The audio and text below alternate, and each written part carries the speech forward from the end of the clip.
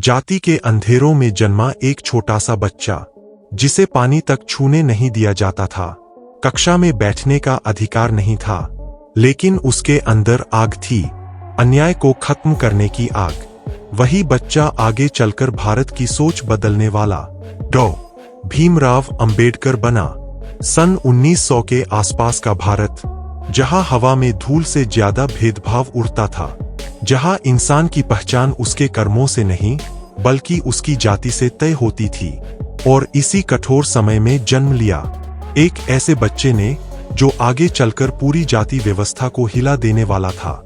उसका नाम भीमराव रामजी अंबेडकर। घर में प्यार था, लेकिन समाज की नफरत उससे कहीं ज्यादा थी।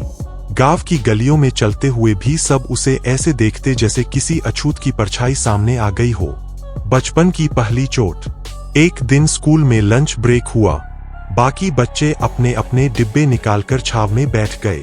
भीमराव भी बैठने लगा, लेकिन तभी शिक्षक की तेज आवाज आई, अरे तुम यहाँ मत बैठो, तुम लोग अलग बैठते हो। छोटी सी उम्र, लेकिन दिल बड़ा। फिर भी ये बात तीर की तरह लगी। कभी पीने के लिए पानी नहीं, कभी कक्षा में बैठने की जगह नहीं, कभी ध्यान से सुनने पर भी पुरस्कार नहीं। सब कुछ एक सा भेदभाव से भरा हुआ। लेकिन ये बच्चा रोया नहीं। उसने आकाश की तरफ देखा और मन ही मन बोला, मैं सीखूंगा और एक दिन इस अंधकार को खत्म करूंगा। मुंबई की राह, जहां संघर्ष और बड़ा हो गया। जब उनका परिवार मुंबई पहुंचा, एक नए शहर ने नई उम्मीद दी। लेकिन भेदभाव यहां भी पीछा करता रहा। किराए के घर नहीं मिले, स्कूल में मजाक उड़ाया गया, सड़क पर चलते समय लोग दूरी बनाते। पर भीमराव का एक ही जवाब था, और पढ़ूंगा और आगे बढ़ूंगा। वे घंटों पढ़ते, किताबें, नोट्स, अखबार, इतिहास, कानून। उनके अंदर आग जल रही थी, जाति प्रथा को खत्म करने की आग। अंबेडकर और 12 मील की यात्रा। एक घटना ने उनके मन में जाति व्यवस्था से लड़ने का संकल्प मजबूत कर दिया। उन्हें अपने गृहनगर जाना था, पर कोई बैलगाड़ी वाला, कोई तांगा वाला उन्हें ले जाने को तैयार नहीं था। एक छोटा सा लड़का अपने पैरों से धूल उड़ाते हुए 12 मील की यात्रा पर निकल पड़ा, सिर्फ इस वजह से कि वह अस्पृश्य था। उसका दिल टूट सकता था, लेकिन नहीं टूटा। वह और मजबूत हुआ। उसने तय किया, मैं इस समाज को बदलकर रहूंगा। उच्च शिक्षा, जहां संघर्ष जीत में बदल गया। उनकी लगन ने भारत की सीमाएं पार कर दी। अमेरिका के प्रसिद्ध कोलंबिया विश्वविद्यालय में दाखिल मिल गया। वहां पहली बार किसी ने उनसे जाति नहीं पूछी। वहां पहली बार उन्हें इंसान की तरह देखा गया। वो किताबों में खो गए, सोशल साइंस, अर्थशास्त्र, राजनीति, दर्शन, कानून।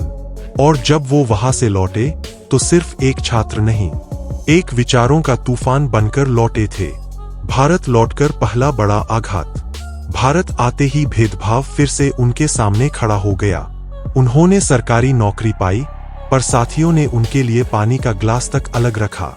एक समय ऐसा आया जब उन्होंने नौकरी छोड़ दी। उन्होंने कहा, जिस समाज ने मुझे शिक्षा दी, अब मैं उसी समाज को शिक्षा दूंगा। महार सत्याग्रह, पानी पर अधिकार की लड़ाई। 1927 एक ऐतिहासिक वर्ष। अंबेडकर के नेतृत्व में हजारों दलित महार शहर में जमा हुए। उनकी मांग थी कि उन्हें चौधर तालाब से पानी लेने का अधिकार मिले। यह सिर्फ पानी की लड़ाई नहीं थी, यह सम्मान की लड़ाई थी। यह लड़ाई थी जाति व्यवस्था की जंजीरों को तोड़ने की। जब अंबेडकर ने तालाब का पानी पहली बार छुआ, तो भीड़ में सन्नाटा छा गया। फिर अचानक हजारों लोगों से एक आवाज उठी, जय भीम। समाज का पुराना ढांचा कांप उठा। ब्राह्मणवादी शक्तियां तिलमिला गईं। तालाब पर पवित्रीकरण का नाटक किया गया। अंबेडकर को गालियां दी गईं, लेकिन अंबेडकर नहीं डरे। उन्होंने कहा, जाति तोड़ने के इस युद्ध में पीछे हटने का सवाल ही नहीं। मनुस्मृति देहेन, अन्याय के विरुद्ध आग की लौ।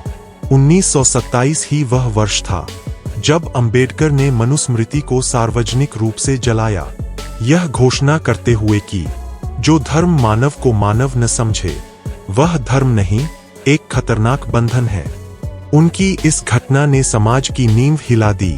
एक नई रोशनी जग चुकी थी, दलित जागरूकता की रोशनी। इस घोर अंधकार, दर्द और अवमानना के बीच एक व्यक्ति, एक विचार, एक चिंगारी धीरे धीरे एक विशाल सूरज बन रही थी। अभी लड़ाई लंबी थी, अभी जाति व्यवस्था की सबसे बड़ी दीवारें गिरनी बाकी थीं, और अब शुरू होने वाला था अंबेडकर का असली युद्ध। राजनीतिक संघर्ष जहां कानून बना हथियार। की लड़ाइयों के बाद अब अंबेडकर ने तय किया कि जाति व्यवस्था को जड़ से खत्म करने के लिए कानून ही सबसे बड़ा उपाय है। उन्होंने राजनीति में कदम रखा, दलितों को आवाज दी और पूरे देश में कहा, शिक्षित बनो, संगठित बनो, संघर्ष करो। उनकी आवाज से समाज हिलने लगा। जिन्ना हो या गांधी, अंबेडकर का सम्मान हर जगह बढ़ रहा था, लेकिन संघर्ष कम नहीं हुआ। गांधी बनाम अंबेडकर, दो विचारधाराओं की टक्कर। दलितों के लिए पृथक निर्वाचन की मांग।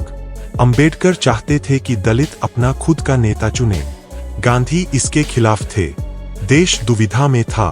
आखिरकार पूना पैक्ट हुआ। अंबेडकर ने देश की एकता के लिए समझौता किया, लेकिन उनके भीतर दर्द भी था। उन्होंने कहा, मैंने देश को बचाया पर जाति व्यवस्था को नहीं। संविधान सभा, अंबेडकर का सबसे बड़ा युद्ध क्षेत्र। 1947 भारत आजाद हुआ। अंबेडकर को संविधान मसौदा समिति का अध्यक्ष चुना गया। अब उनकी लड़ाई सिर्फ कागज, स्याही और कानून की भाषा में थी, लेकिन यह लड़ाई पूरे इतिहास की सबसे गहरी थी। उन्होंने संविधान में 3 सबसे बड़े हथियार दिए। 1 समानता का अधिकार, 2 अस्पृश्यता का उन्मूलन, 3 नागरिक स्वतंत्रता। उन्होंने कहा, जाति व्यवस्था मनुष्य की हत्या का तरीका है, इसे खत्म करना ही असली आजादी है। परिवार का दर्द, भीतर की लड़ाई। संविधान बनाते समय अंबेडकर ने अपनी सेहत, नींद, परिवार सब कुर्बान कर दिया। उनकी पत्नी रमाबाई अक्सर कहती, कभी अपने लिए भी जी लिया करो। पर अंबेडकर के पास समय नहीं था। उनकी लड़ाई बहुत बड़ी थी। संविधान तैयार पर लड़ाई अधूरी। 26 जनवरी 1950 संविधान लागू हो गया। देश ने जश्न मनाया, पर अंबेडकर जानते थे कि कागज पर लिखे नियम समाज नहीं बदलते। समाज तब बदलता है जब दिल बदलते हैं। अंतिम लड़ाई, धर्म परिवर्तन। 1956 अंबेडकर का स्वास्थ्य खराब हो चुका था, फिर भी वे एक आखिरी फैसले पर पहुंचे। उन्होंने कहा, मैं हिंदू पैदा हुआ पर हिंदू मरूंगा नहीं। 14 अक्टूबर 1956 उन्होंने और 5 लाख अनुयायियों ने बौद्ध धर्म स्वीकार किया। यह सिर्फ धर्म परिवर्तन नहीं था, यह जाति व्यवस्था के खिलाफ सबसे बड़ा जवाब था। एक आग थी जो सदियों से दबी हुई थी, आज वह अंगारों में बदलकर उठी थी। महापरिनिर्वाण, एक युग का अंत, एक विचार का आरंभ। 6 दिसंबर 1956 बाबा साहेब ने इस दुनिया को अलविदा कह दिया, लेकिन जाति व्यवस्था पर उनकी आवाज, उनका संघर्ष, उनका क्रांतिकारी विचार आज भी जिंदा है। वे कहते थे, मेरी मृत्यु मेरी लड़ाई का अंत नहीं है, यह तो आने वाली पीढ़ियों का नया आरंभ है। कहानी का अंतिम संदेश। अंबेडकर की कहानी केवल उनके संघर्ष की कहानी नहीं, ये उस हर इंसान की कहानी है जिसे समाज ने पीछे धकेलने की कोशिश की।